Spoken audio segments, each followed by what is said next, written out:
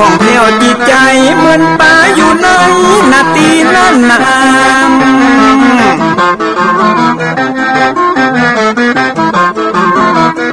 เหมือนไม้สลีอันนี้ไม่กำเหมือนเสืออยู่ทำมาดงดอยคุณเขาสุขของมนุษย์ยิ่งใจหมู่เฮาสุขที่ได้เอาธรรมะห่มตุ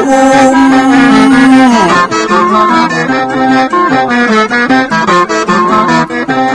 ใจคนใดมีธรรมห่อหุ้มใจคนนั้นจุม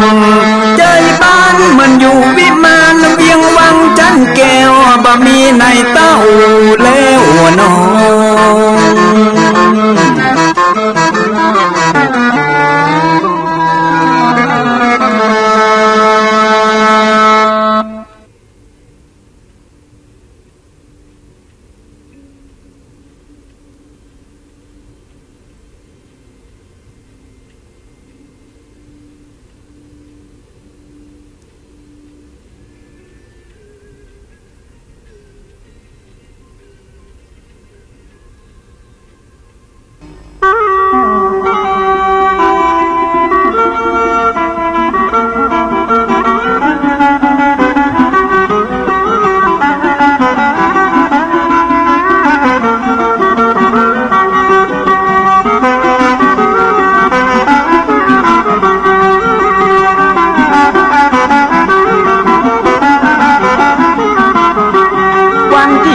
ถึง21 สิงหาขอเชิญศรัทธาสาธุชนพี่น้อ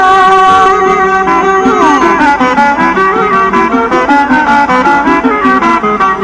เชิญเจ้าพุทธกู้หนแห่งห้องมาวัดฟังสิ่งคำมาสร้างบุญกุศลบอกศรัทธาอาราธนาตุมาทำบุญอายุวัฒนะมงคลดลเจ้าแม่ดลท่านเจ้าคณะตำบลป่าแดง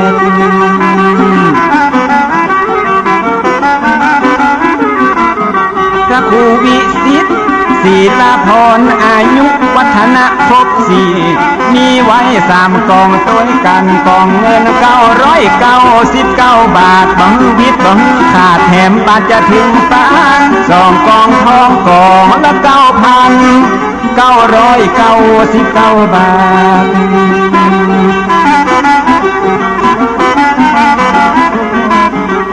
3กองเพชร29,999 บา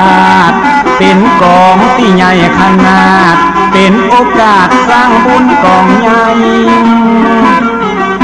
เชิญมาชุดสังฆทานถวายพระสังฆา108 ชุดชุดละ 2,000 บาทวันที่20 สิงหาตอนเจ้า9 โมงแต่งใจมั่นคงตกแต่งราบรื่น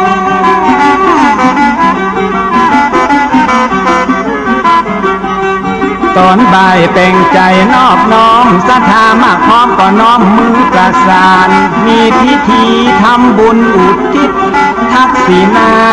นุปทานมีพิธีสะเดาะเคราะห์ภัยมารลบเผาเคราะห์ตั้งเก่าตั้งใหม่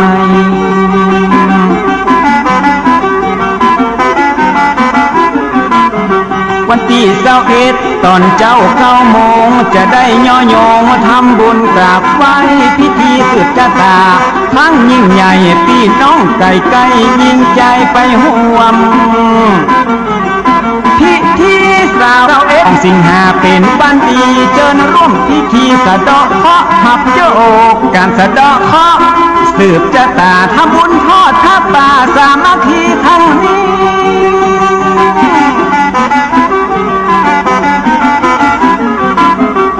นำปัจจัยตั้งหมดที่นี่จะตั้งกองทุนบ่เอาไปที่ไหนกองทุนนี้ที่วิสิทธิ์ศีลาภรณ์อยู่ในบวรศาสนาต่อไปเพื่อเผยแผ่ศาสนาเรื่องไรพัฒนาวัดวาให้เจริญเป็นแบบอย่าง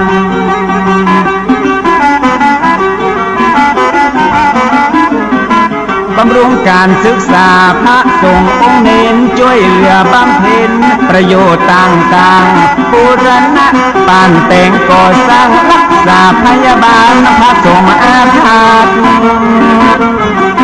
น้อมนำไป ำรุงที่วัดด้วยกิจกรรมวัดวังสิ่งคำมาตามบนตาแดดทำบุญแล้วฮือสบายใจจะทำเท่าใดก็ได้เท่านั้น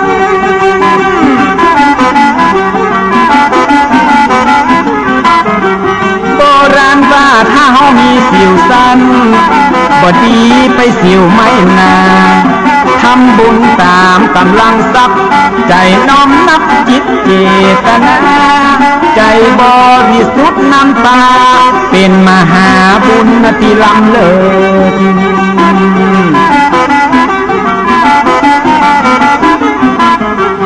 ได้บำรุงพระพุทธศาสนาดูแลสังฆาเป็นสิ่งประเสริฐการทำบุญเป็นจุดก่อเกิดเมื่อคนมีใจเพื่อแผ่แต่นาผลบุญสนองวันหน้าวันตาตราบจนเฮาลาสู่ปาลาโล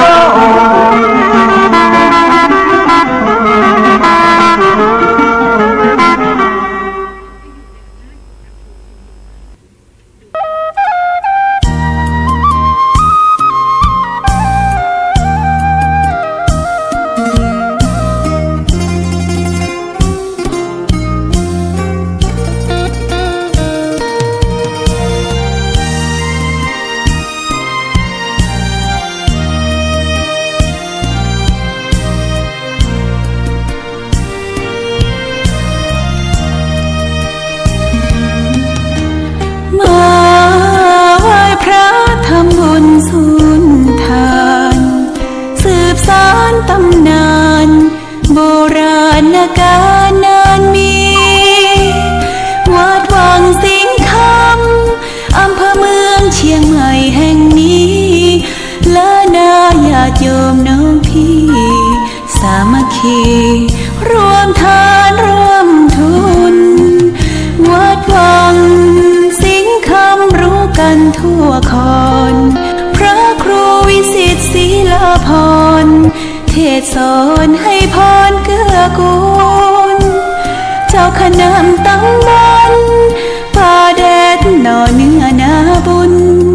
เจริญพรญาติโยมคุณร่วมบุญร่วมแรงศรัทธาพระเจ้าทันใจคู่วัดวังสิงคำนะโมตัสสะภะคะวันโตอะระหะโตสัมมาสัมพุทธัสสะอิตังทุกขังอริยสัจจังจาติปิทุกขามรณัมปิภูคันติสัทธโวดูราสัพพุริสะตั้งหลายตั้งยิ่งใจมวลหมู่อันตั้งนาอยู่ดาฟังพุทธวจนังจงตั้งใจฟังคำสอนเฮือแจ้งเพื่อเฮือเป็นที่สอนใจจงตั้งโสตาในญาวิธีสอดส่องอย่าได้น้าวนองการงานเหมือนดังหาอาหารมาใส่ไว้ในใจตัวเก่าอันอาหารต่างกันนั้นเราก็ได้เสาะมาเมินการจักฮือจำเลินศีลพระเจ้าเวก็มีเวลาแต่เล่าว่าอย่าฮือได้เปล่าเสียสูญการกระทำบุญมันมีเวลาน้อยใจจ้องหอยไปทางบาปลวงลายคือกำหนดหมายแจ้งทีอันโลกนี้บ่เป็นสัจจังตามดังพระพุทธังกล่าวไว้ว่าโลกลุ่มไตมีทุกข์นักหนาเป็นทุกข์โดยจะลาเท่าแก่เป็นทุกข์เมื่อพญาติแผ่เบียนตนทุกข์เวียนวนตายตายเกิดบ่เป็นที่ประเสริฐสักประการ เจ้ามีแต่พระนิพพานส่องแจ้งตามดังพระแสงเตสนาดังจากกิตนาไปนานี้แหละนาปาหูตุขา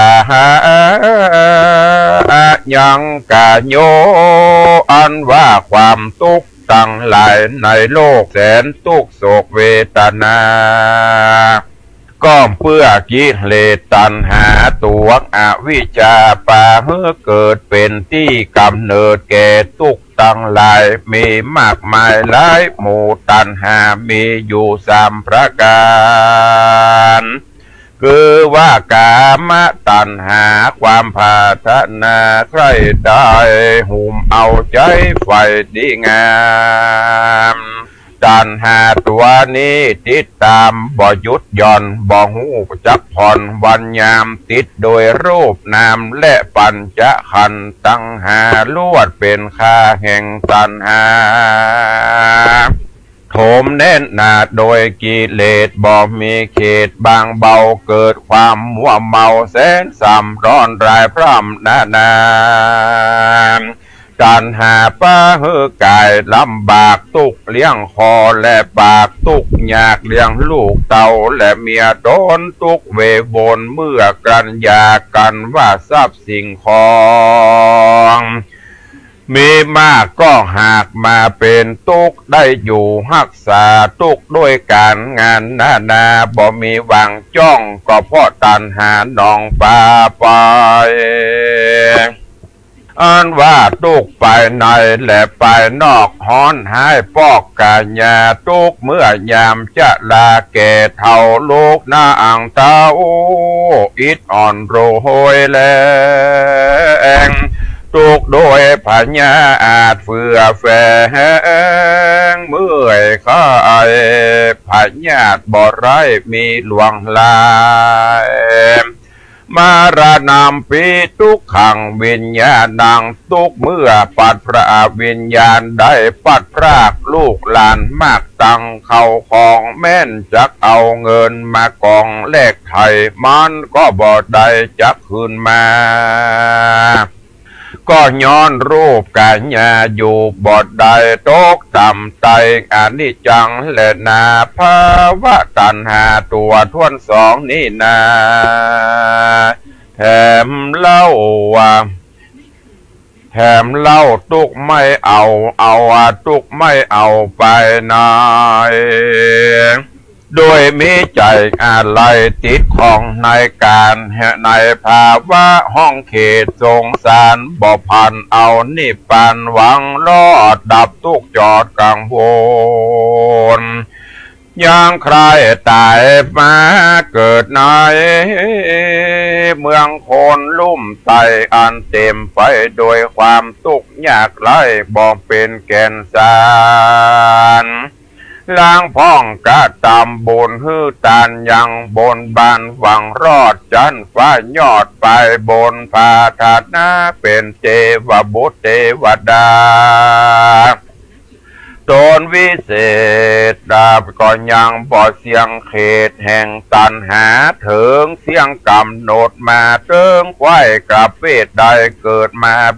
กาเป้ได้มาเป็นคนก็เป็นตุกเมาบนกลับกายตากับตายกับเกิดลางคาบก็ได้เกิดเป็นสัตตลิชันมีทุกหาประมาณบ่ได้อยู่ในโลกไตเวโวนฮือพับเอาฮือพันเอาเมืองบนจันฟ้าดาบทุกตอดเกิดเนลาปานเตนาวิภาวะตัณหาทวน3แถมเราเป็นตัณหาเอามกไม่เป็นที่กะที่ใครเป็นตัวของตัวเก่าบ่ฮือกลับกายใจมุ่งหมายมันเที่ยงมันจะบิมันจ้างบิดเบียง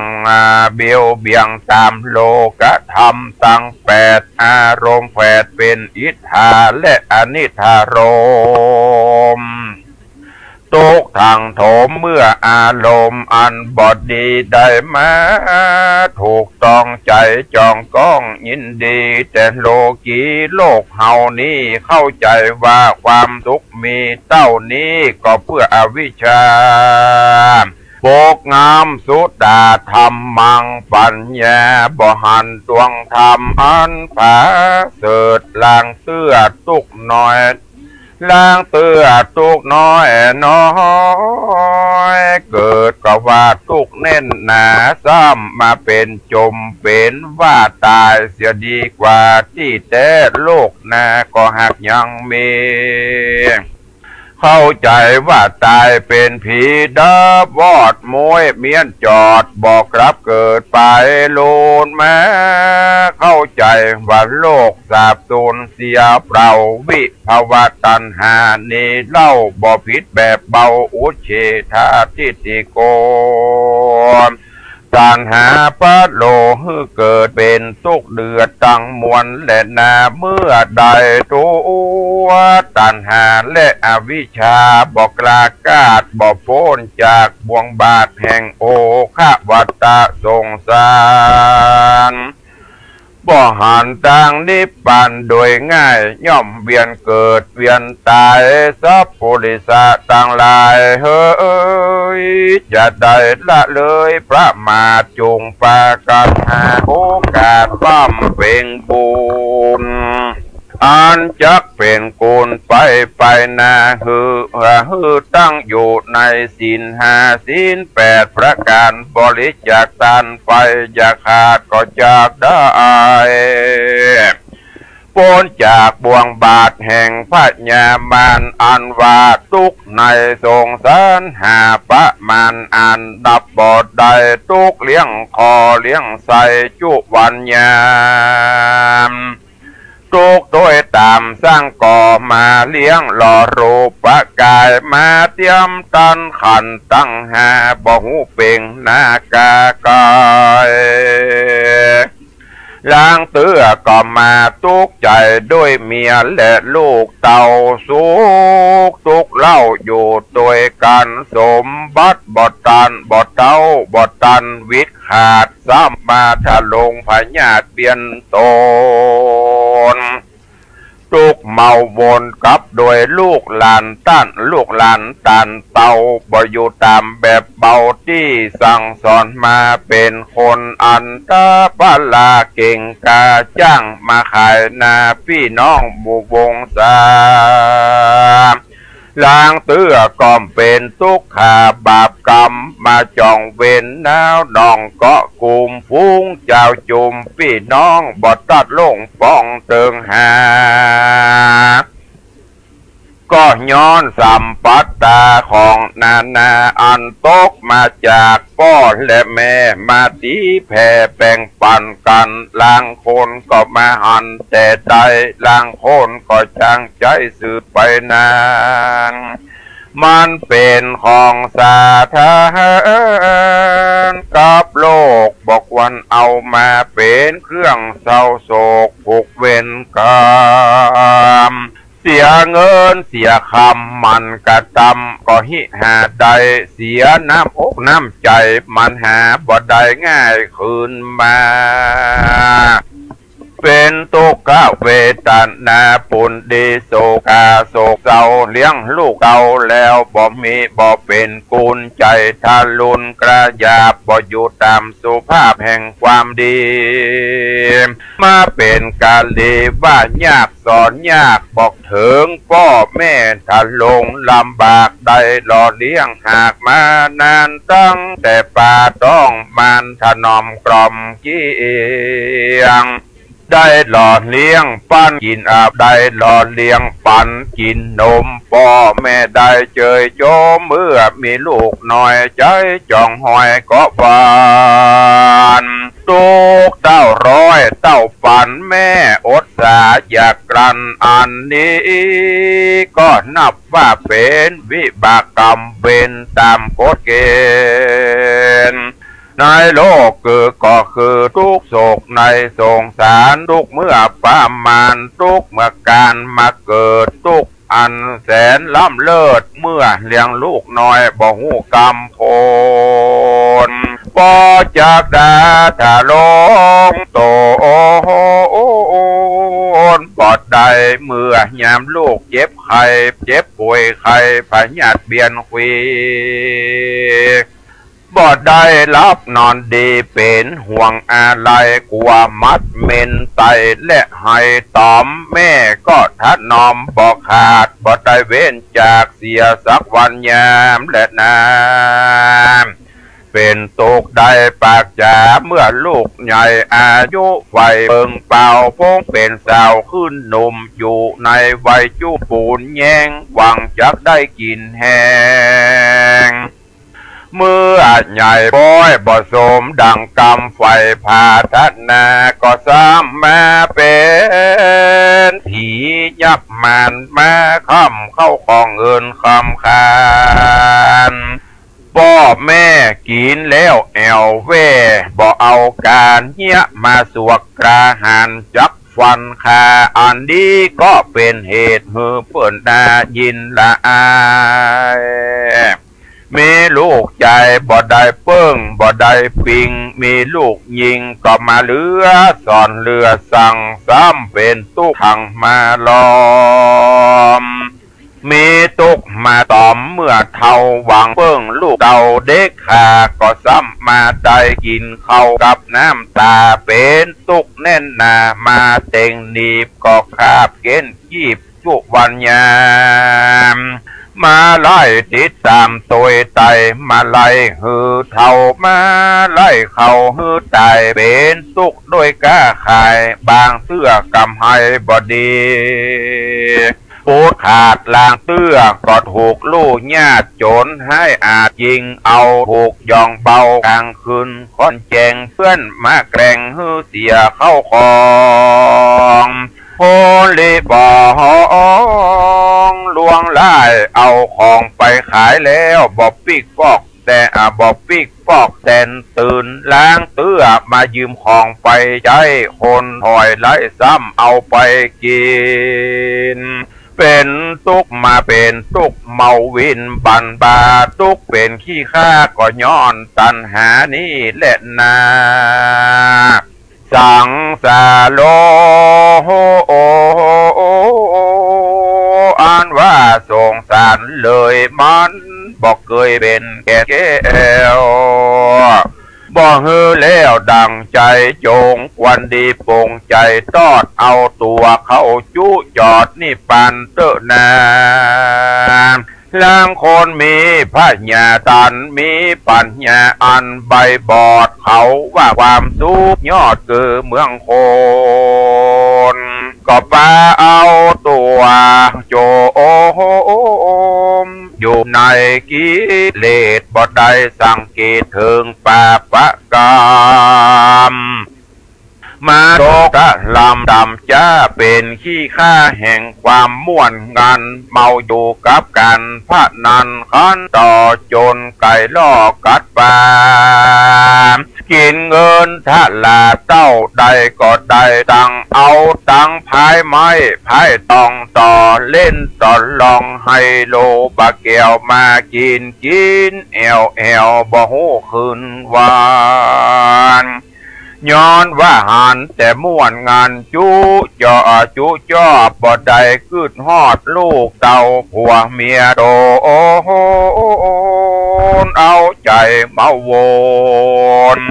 ตัวเก่าฮ้อนให้เราถึงบันเด่นจองทรัพย์สิ่งของและเงินทองก็บ่ได้ป้องเรือไว้เอาจำนำฝากไว้ก็ซ้ำมากลายเป็นดอกไม้ดอกเบี้ยบานงามเขาขอเจ้าของตีตามตัวไตจัดอันไล่ดอกไม้บานโถมทองก่อกองเต็มเก้าไล่เหือเจ้ามันนี้สั่งมาทุกขีเหลือขนาเป็นทุกด้วยนี่เพราะ ปอกอันนี้เป็นตุกในคอกสงสารบอกควรฮือโปป่านฟ้าใส่จูงหลีกใดแสนบาทน้อยยะนึ่งนาแถมเล่าตุกไม่เอาก็กุมก็ย้อนเจ้าจุมปาก็ย้อนหมู่เจ้าจุมปากว่าแอวเล่นลากวันเก่ากินสุลายะเมาตั้งฟินกินตั้งเฮโรอีนถอนยากยินไปแล้วหาบ่เป็นคนไปนานค่ำสังขารตัวเก่าเผาไม่เอารวยแรงเฮือด่าเฮือรับแห่งวิปลาสเพราะเข้าอำนาจแห่งอวิชชาหามันหันปากกาดังพิษเป็นจอบบ่ประกอบการงานแอวลากผ่านเยาะยองเกาะน้าวนองกินแหงมาเป็นที่ละแวงเจ้าบ้านอันนี้เป็นทุกทวนดีกว่าก็เพื่อทะลำตัวเข้าสู่กรรมวิบากย้อนหมู่มากลากไปอุปมาดังตกแดนไก่ดาวขอกควรรีบปาตัวออกพระเนเพราะมีคอกเป็นที่วางถูกกุมขังกามัดแขะมัดแข้งก็เพราะวิบากแสงอารมณ์จะขอถอนโดยยากมันก็ว่าต่างนี้หากสุขใจจากโอปมาไปก็เหมือนตัวนอนใส่บอนขี่ว่าตัดที่นี่เป็นสวรรค์เป็นที่สุขสันต์แห่งมันดีที่แต่ตกอเวจีโอปาจิตวานิโรธชันติบ่เหลือแต่เงาดับมอดเตอสังขันก็ตอดปัทวีเดสังโวปัสสมโมสุโขความสุขเที่ยงแต่ดีลีคือพระนิพพานดีเวียงแก้วดับเสียงแล้วบ่เศษสะลอสังขารนี้นะนอแก่นไทยบ่ฮือได้บ่ฮือแล้วดังกำพาทนาผู้มีพระญาณควรพิจารณาไปทีก็จักหันติสภาวะธรรมหันตัวกรรมและกิเลสมันสังเกตโดยภาวนาเอากรรมฐานมาเป็นที่จังเป็นที่จะเป็นที่ตั้งเป็นที่จังของอารมณ์ดวงหนึ่งดวงใดจักเป็นที่ระงับจิตใจคือสะอาดเป็นเบื้องโบเบนเบื้องต้นบาทแห่งวิปัสสนาถึงมรรคเตียวมาลอดสุขชั้นยอดคือนิพพานดับสังขารเสียงเขตเป็นสมุเฉดปะหานขันธสันดานผ่องแผ้วถึงสุขแล้วทั้งมวลบ่สงสัยแต่และนาสุจนาเลยจุงปากันจำฮือแจงตามดังพระใดแสงไขจาฮือสะแหว่งหาต่างทุกต่างสุขใจเพราะมัจจุราชบอกเว้นใบแก่คนใดบอกว่าลูกเต่าลานไผ่มันจักเอาไปเลี้ยนเกียงเมื่อกำหมดเสียงแห่งไผ่มานอย่าเป็นคนตันปัญญาบอดเฮอใดคือสอดถึงตัวตนว่าเกิดเป็นคนมันแสนยากคนใบได้พญาหักมีลายคนมีปัญญาภายหูรอดมีศีลธรรมจอดนั่นบังเบาคนเฮาสมัยนี้จังหลบลี้มัวเมากับด้วยเผากามตัณหาตกเป็นข้าหูตากามกันของกับของมาใหม่ซื้อมาย่องมาใส่เลือลายตกแต่งกายคาบเน่ามีตังของเก่าและใหม่ปันกัน มีตังของเก่าและใหม่ปนกันที่หาเงินคำบ่ตันก็ดีพันหาตังออกกันบ่ได้ตังจุหลอกก็เอาตังลวงของปะตังปวงในโลกไตมีบอดไล่นักหนามีหน้าตาผิดแผกซื้อขายใจแลกตามใจผ้ารุ่งขัวใบลายหากล้อมมีพร่ำพร้อมลายสีกาละสมัยนี้นากันว่าไปตามมีใจตามมีกวนเฮาป้ากันหนีจากศาสนาพระเจ้าบอดไตเข้าสู่อารามบอดที่ตามคนโบราณก่อนเก่าอันพ่อแม่เกศเท่าสืบสายมา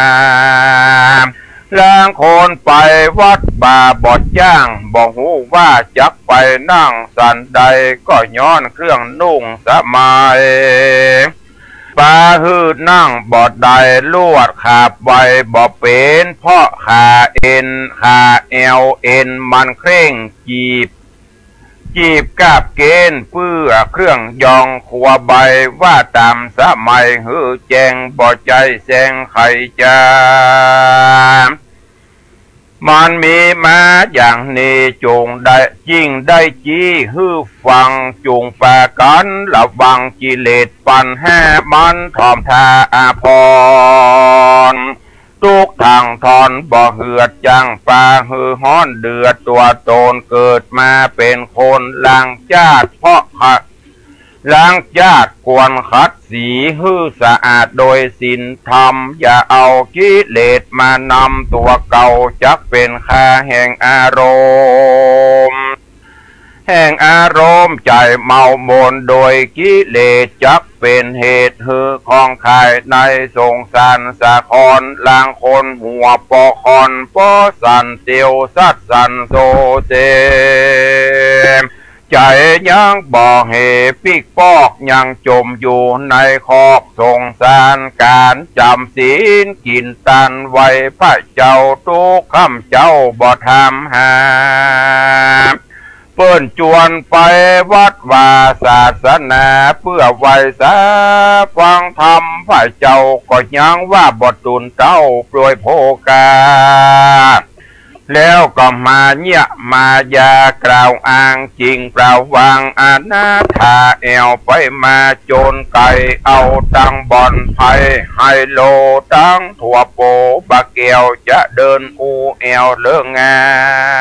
นกินสุลาบานต่างเขานี้และเรียกว่าเท่าแก่ได้บ่หูจักละอายหลานและลูกฮือเปิ้นดูถูกดูแควนแม่นว่าฮือเอาแก้วทั้งสามเฮานี้ใบก่อนจังประเสริฐมากหลวงลายตามต่างนิยายสอนใบว่ายังมี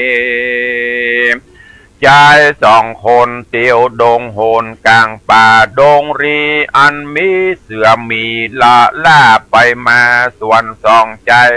ส่วนใจสองขานั่นนา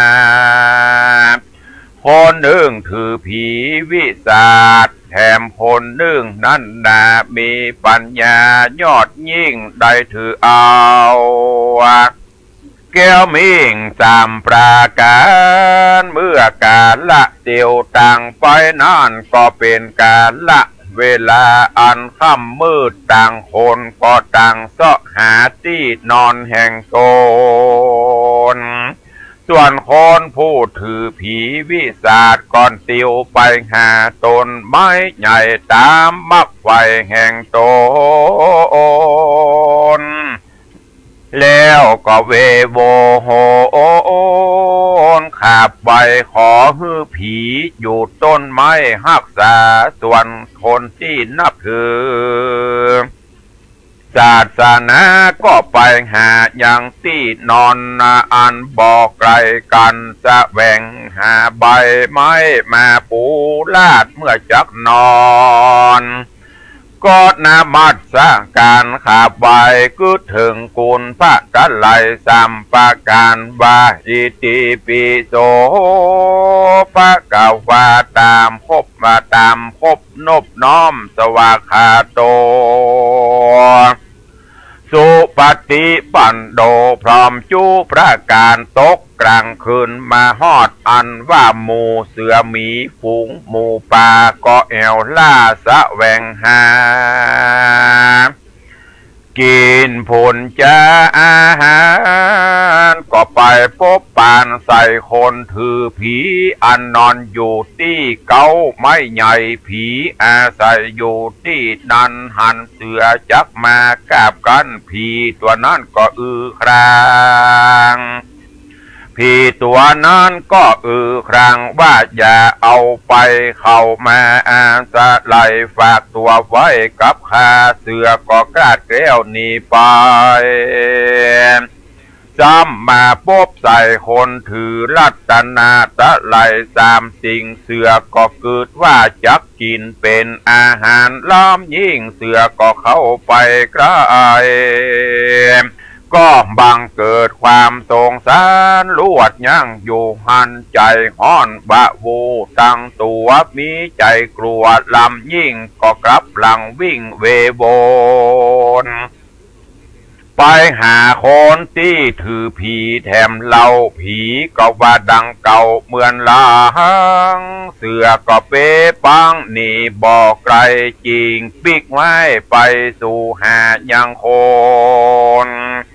ที่ถือรัตนไตรแถมเล่าเสือเท่าก็มีความสงสารโจรปอเดิกมานานก็อย่าจริงซ้ำไปหายังต้นลูกขาต้นไม้ผีอยู่ปะผียังต้นลูกขาต้นไม้ผีอยู่ก็ไปยุกยูยังใจผู้นอนบ่อาบอนฮ้อนรีบผีมันก็งีบหลับไปเสือบอดใดกันเสือกอดใดกันกาบเอาใจผู้นั้นผีเอาใจผู้ถือผีวิสาดไปกินเสียที่บนดอยลูกใหญ่ผีนั่นตื่นขึ้นมาก็เลยไล่บอดตันเสือก็ลวดกินอิ่มใจก็เพราะใจนั่นบ่นับถือเกี่ยวตังสามไว้ก็ลวดตายไปส่วนใจผู้ถือรัตนตรัยนานก็หลับอยู่ขนขะหูสบายตนก็เพราะกุศลเกี่ยวเจ้าตังสามสิ่งชีวิตจริงสบายเหตุนั้นเฮาตั้งหลายอย่าได้ประมาทเฮอปากันเชื่อพุทธโอวาทอย่าถือผีวิสาจจักเสียตีแห่งเฮาปางเป่าตามดังนิยายเราสอนมาจุงปากันพี่จุงปากันนับถือเกี้ยวทั้งสามที่นี้อันเป็นดีนักหนาคือได้เชื่อมันในศาสนามีศรัทธามันแก่นมีปัญญาแล่นในธรรมเชื่อกรรมแล้วเป็นใหญ่บอกมากไว้ในผีปฏิบัติตามวิธีกรรมสอนแห่งผู้ทอนพระพุทธเจ้าโอวาทนั้นเรามีสามประการกล่าวแต่บทประธานตัวใหญ่อันได้แก่สัพพะปาปัสสะอาการนังกุศลสุปะสัมปตาสจิตตปริโยทะปันนังเอตังพุทธานะสาสนังดังนี้ห้ามว่าบ่ฮือกระทำบาปฮือกระทำบุญฮือรักษาจิตโตโอนฮือสะอาดสามอันนี้เป็นโอวาทคำสอนพระพุทธเจ้า บทเก่าว่าบ่ฮือกระทำบาปคือบ่ฮือกระทำความชั่วต่างหลาย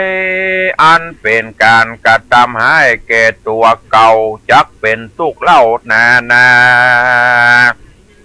มันหากเกิดโดยกายว่าจะจัญญาผู้กระทำบาปก็นับว่าหาของนับตามกถาบทบาทสองว่าฮือกระทำบุญกุศลเต้านั่นตัวกุศลตัวกุศลได้แก่ปัญญาดีหูวิธีบุญและบาปมีใจฉลาดตังดีบุญด้านได้แก่ใจขาวใสสะอาดบุญเป็นธรรมชาติบ่มีตัวกายมีแต่ชื่อบ่ได้เต้าอันคนใดกระทำโพนั่นก็ได้บุญนั่นอยู่ภายในการบุญมีที่ภัยก็มีหน้าตาใสโจมชื่นถึงรับตื่นมาใหม่ก็ยังดูผ่องใสเพราะบุญอาศัยตั้งอยู่เวลาอูฟูม่วนหวานหุมกระตำตาลบอกขาดตามธรรมชาติเข้าของตนมีตามบาลีบอกไว้ว่ารักษาใจฮื้อข่าวอย่าฮื้อเฟื่อนไปต่างบาปเพราะใจเป็นธรรมชาติลงลายจะเตรียมไปเหมือนวอกมันจ้างหลอกลงไหลต้านตามต้านบอกไว้เอาสติมัดจิตใจผูกโดยสมาธิแถมมีปัญญาแอมดังกล่าวใจจริงบอกเงามัวพันเพราะใจสำคัญตั้งอยู่จักจ๋าอู้ฟู่กับไผ่ก็เพราะหัวใจน้ำส่งกันใจข่าวสะอาดลงก็ถูกดีตามบาลีไขว่าใจเป็นใหญ่ในกายกันใจตายไปจากเหลือแต่คาบรูปกายคนตั้งหลายก็หูว่าผีตายเป็นหมู่เพราะใจบ่ตั้งอยู่ในกายส่วนว่าบ้านห่างหลังนี้อันมีเฮือนเป่า6 หลังนั้นมีนายโจร6 คนหากได้เป็นผู้รักษาการเข้าหันผู้ใดมาเขาก็จักโห่ร้องแล้วจักเอาไฟจูดเผาแล้วเขาก็จักตีและฆ่ามึงเสียว่าบ่อ่านเขาก็จักฟันฮือเจ็บบ่อ่านเขาก็จักเอาไปฆ่าดีหลีพิว่าคนต่างหลายพูดได้เข้ามาสู่เฮือนหลังนี้โจรก็กระทำสันนิเสมอกันโค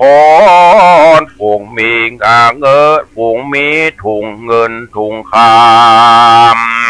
ก็ซัดเสียแล้วก็รีบแล่นหนีไปได้มึงจุงรีบไปเสียเตอะกันว่าโจรมันได้ยินแล้วก็รีบแล่นหนีไปถึงแม่น้ำใหญ่อันมีกระแสน้ำสีสายมีเกาะกว้าง3 อันโจรก็ฝ่าหันฝั่งเบื้องหน้าอันเป็นคืออันประกอบโดยเครื่องประดับอันแล้วโดยคำจูประการก็เป็นต้นว่าเกิบตินคำข้าจมหัวคำมีใส่ซ้อยพับจุประการทัดนั่นไปนายังมีเมืองอันหนึ่งประกอบโดยหอเฮือนและผาศาสตร์ประดับโดยแก้ว7 ประการกวนสนุกถูกเนื้อเปิงใจมากนักมันก็มากานิ่งใจว่าฟังกรรมนี้ประกอบไปโดยโทษมากนักควรกูข้ามไปสู่ฟังกรรมนาดีและนา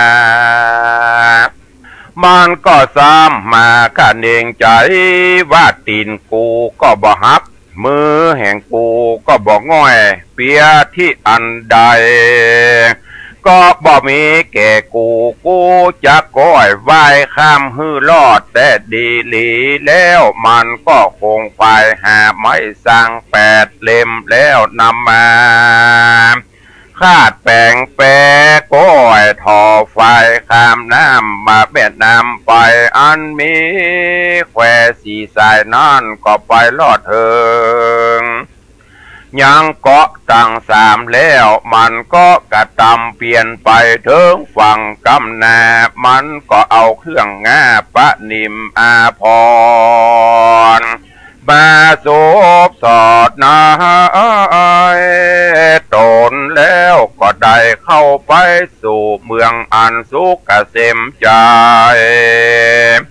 บ่มีภัยยะกังวลโอนตะลายก็อยู่สุขสำราญบานใจในนครใจเมืองที่นั่นก็มีหันแลนะศรัทธาอาหาลิตวาพระพุทธเจ้าเป็นตนเป็นเก้าการเทศนาธรรมนี่แล้วพระตนเกี่ยวยังอัตตะในหือแจงพระจริงแสงเทศนาไขอุปมาเตรียมแตกว่าเตรียมมาแผกอุปมาพระจริงใครจะกะถาว่าพิขเวดูราภิกขุต่างหลายตนเปตนทัดลงสินใสสะอาดส่วนนาว่าเต้าราชพญาตนเลี้ยงอัตตาสัตตาไว้ดูอันว่างูก็คือหักมาได้คือว่าหมูงูก็คือปิดตัง4 ตัวคือหักมาได้กุศลผลบุญและอกุศลได้กุศลบาปและอกุศลบาปอันฝูงหัวสัตว์ญาติต่างหลายตั้งยิ่งใจมวลมากฝูงอันใดหอมยับมานี้แลส่วนว่างูปิดตัง4 ตัวนั่นคือหักมาได้จตุธาตุตัง4คือปัตตวีธาตุได้แก่งูปิดตัวชื่อว่ากัทะมุขขาอาโปธาตุคือว่าหากได้งูปิดตัวชื่อว่าปูติมุขขาเตโจธาตุคือหากได้งูปิดชื่อว่าอคิมุขาวามุขาวาอันวาโยธาตุคือหากได้งูปิดตัวชื่อว่าอัตติมุขะนั่นแลส่วนอันว่าคนผู้เป็นโจรนั้นคือหากมาได้อัตตาภาวะเนื้อตัวตนแห่งสัตว์และคนยิ่งใจของเฮานี่แหละนะพวกหมู่คาคนตั้งหลายนั่นคือหากมาได้ขันธะตั้งหาคือรูปประขันเวทนาขันสัญญาขันสังขารละขันวิญญาณขันนั่นแหละส่วนจ้างฆ่าตัดหัวคนและเป็นคนหักเนื้อเชื่อใจแห่งโจรนั้นก็คือหากมาได้นันทิราคะตัณหาอันมีปกติยินดีในปัญจกามกุลตังหาเหตุดังรือและว่าอันนั้นจะเพราะว่าตัณหานี้เป็นดังจ้างตัดหัวคนเพื่ออันแลอันว่านายโจร6 คนนั่นคือเพียบมาได้ดังอายตนะตัง6คือจักขุยตนะก็คือว่าดวงตาโสตายตนะก็คือหูคานยตนะก็คือจมูกหรือหูดังชิวหายตนะคือลิ้นกายายตนะคือตัวตนมโนยตนะก็คือจิตใจ ส่วนอ่านว่าไม้นิโครธนั่นก็คือหากมาคือต้นไม้อันมีห่มกว้างใบหนาเป็นที่สุขาเย็นใจคือหากมาได้พระพุทธศาสนาแห่งองค์สัทธาพุทธเจ้าเป็นเก่าไม้อันใหญ่เป็นที่อาสะลายแก่คนและเทวดาตนรุกขานิโครธคือมาก็คือไม้คือได้สมาธิมาเป็นสายลมได้ปัดฮือคนได้อยู่เย็นเป็นแดนสุขเกษมใจรับอยู่สบายใจคือหักมาได้ศีลห้าศีลแปดและจตุปาริสุทธศีลส่วนปาจตุปาริสุทธศีลและนาส่วนพระมานามปัลโลหิตาโจรโหดลองแล่นเข้ามานั่นคือหากมาได้คือว่าได้ผู้หญิงและป่อใจอันเล็งดูอันเล็งและดูกันสนุกม่วนงานย่อย้ายกันไปมาโดยปุริสมายาและอิทธิมายานั้นแต่อ่านว่าโจโหนผู้ถือเอาอย่างไม้ใต้ไฟมาเจาะเผานานคือหากมาได้ลาคักขิเกิดมาเป็นไฟคือเกิดเป็นไฟลาคะตัณหาและอันมีกติยินดีซึ่งกันไปมาหักไม่เอาอัตตาตนแห่งสัตว์และคนตั้งหลายโดยกำลังนันทิราคะส่วนหานันเราส่วนว่านายโจรขาตายนั่นคือหากมาได้คนยิงใจอันใดเสพกาเมสุมิจฉาจารกับด้วยผัวและเมียแห่งต้านกันตายไปก็ตกนรกนั่นแหละอันว่านายโจ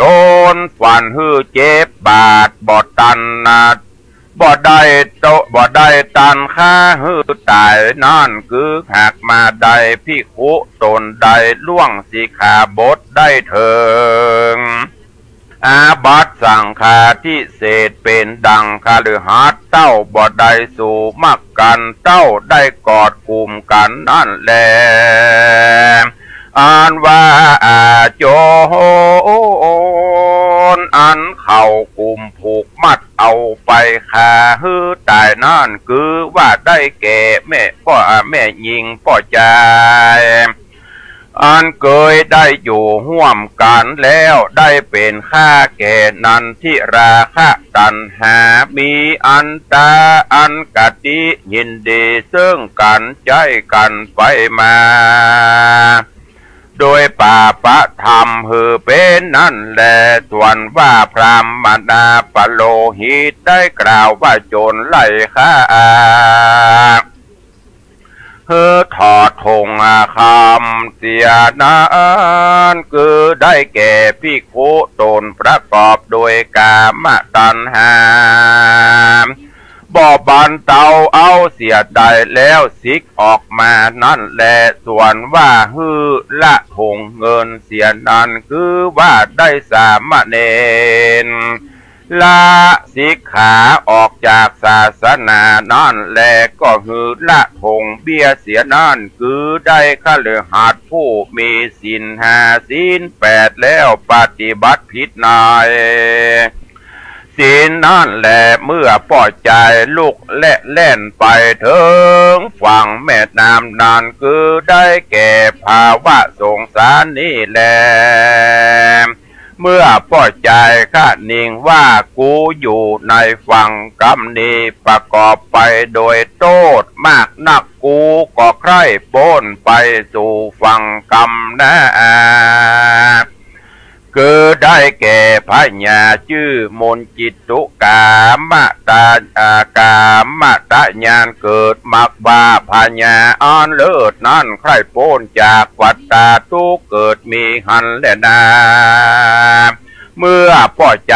ที่ว่าตีนกูบ่หักมือกูก็บ่กุดเปียที่อันใดก็บ่เกิดมีแก่กูว่าอ่านที่นั่นตีนนั่นก็คือได้แก่ศีลมือนั่นได้แก่สมาธิ